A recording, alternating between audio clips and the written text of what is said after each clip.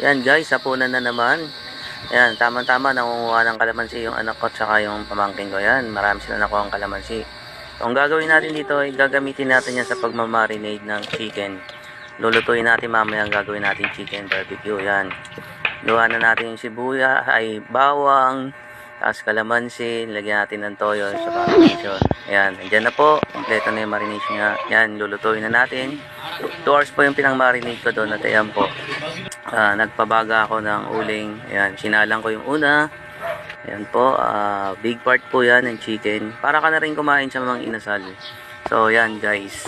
Ayan, hiwa-hiwa ko muna para maluto po yung loob niya. So, yung unang chicken po, malapit na maluto. Ayan, sinalang ko naman yung dalawa pang chicken.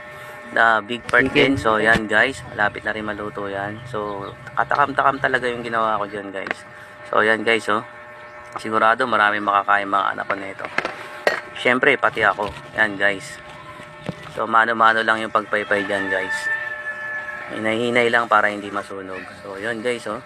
Yan, pinahiran natin yan ng ketchup, tinimplahan ng toyo, kalamansi, saka oyster sauce. So yan guys, kain na tayo. Mission accomplished ulit.